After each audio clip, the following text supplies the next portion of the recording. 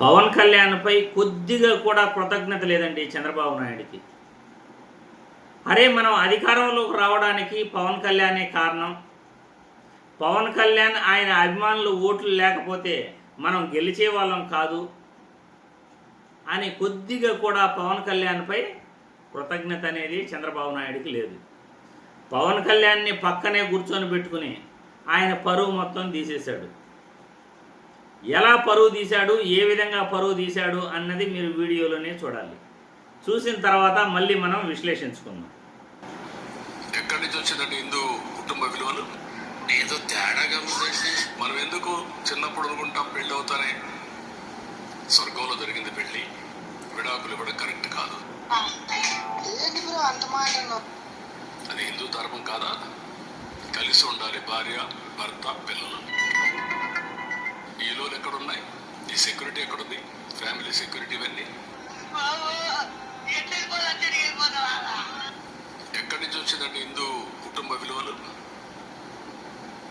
ఎక్కడి నుంచి వచ్చింది? లెగసీనే కదా. ఆ ఒక్క మాటతో లేచి రెండు జేబులు చేతులు పెట్టుకుని నడుచుకుంటూ వెళ్ళిపోతాను. ఎక్కడికి వెళ్తారు కూడా నాకు తెలియదు. చూశారు కదా, జగన్మోహన్ రెడ్డి ఏదో ఒక చిన్న మాట 3 పెళ్ళిళ్ళు చేసుకున్నాడు అంటే ఇంత ఎత్తులు లేస్తాడు పవన్ కళ్యాణ్. మరి పక్కనే కూర్చొని పెట్టుకుని విడాకుల గురించి, హిందూ సాంప్రదాయం గురించి, పెళ్ళిళ్ళు గురించి, పెళ్ళిళ్ళు కాపురం గురించి చంద్రబాబు నాయుడు అంతలా మాట్లాడి పరువు తీస్తున్నా నోరెత్తకుండా కిమ్మని గమ్మని కూర్చోన్నాడు పవన్ కళ్యాణ్. మరి ఆ విధంగా సైలెంట్గా ఇండైరెక్ట్గా ఎక్కి దిగుతూ ఉంటే పవన్ కళ్యాణ్కి చాలా బాగుంటుంది కాబోలు, సమ్మగా ఉంటుంది కాబోలు. ఎన్నికల ప్రచారంలో 3 పెళ్ళిళ్ళు చేసుకున్నాడు అని మాత్రమే జగన్మోహన్ రెడ్డి అనింది. 3 పెళ్ళిళ్ళు చేసుకున్నాడు అని అంటేనే ఆయనకి అంత ఎత్తున కోపం వచ్చేసింది. మరి ఈడ పక్కన కూర్చొని పెట్టుకొని విడాకుల గురించి, పెళ్ళిళ్ళ గురించి, ఒకే పెళ్లి చేసుకోవాలి, పెళ్ళాం బిడ్డలతో కాపురం ఉండాలి, ఇదే హిందూ సాంప్రదాయం అని చెబుతుంటే అసలు ఏమనాలో దిక్కుదోసక సైలెంట్గా ఉన్నాడు. ఏమయ్యా 3 పెళ్ళిళ్ళు చేసుకున్నావు, నేను పక్కన ఉన్నాను, నువ్వేంది ఇలా మాట్లాడతావు? కొద్దిగా కూడా నా పైన నీకు కనికరం, జాలి, దయ అనేది లేదా? కృతజ్ఞతాభావం లేదా? ఇలా మాట్లాడచ్చా నువ్వు అని గట్టిగా చంద్రబాబుని నిలదీయచ్చుగా. మరి పవన్ కళ్యాణ్ ఆ పని చేయలే, గమ్మని కూర్చో ఉన్నాడు. మరి ఏదైనా అంటే మాత్రం చాలా బాధపడిపోతాడు. జగన్మోహన్ రెడ్డి ఒక మాట అనకూడదు, ఉవ్వెత్తున ఎగిసిపడతాడు. దత్తపుత్రుడు అనే దానికే ఉవ్వెత్తున ఎగిసిపడతాడు. మరి చంద్రబాబు ఈ విధంగా అవమానపరుస్తున్నప్పటికీ నువ్వు గమ్మనే ఉన్నావంటే ఏ లాభం లేనిదే నువ్వు సైలెంట్గా కూర్చుంటావా?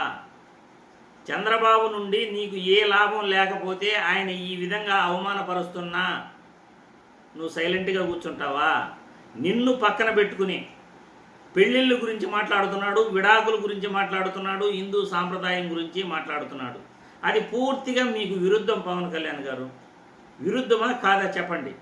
మరి ఎందుకు సైలెంట్గా ఉన్నారు?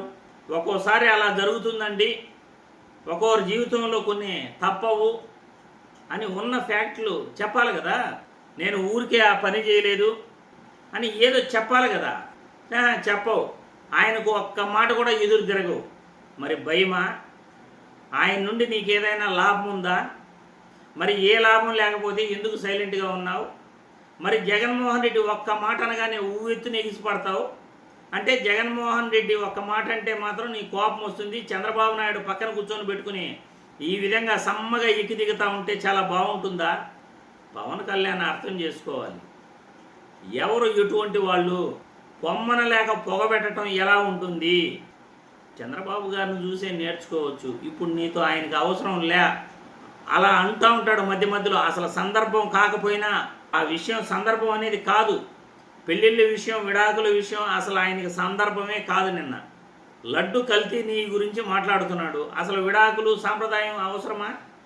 మరి ఎవరి గురించి చంద్రబాబు నాయుడు ఈ విధంగా మాట్లాడుతున్నాడు? పక్కన కూర్చొని పెట్టుకుని మరి ఈ విధంగా అంటున్నాడంటే పొమ్మన లేక పొగబెట్టినట్టే కదా.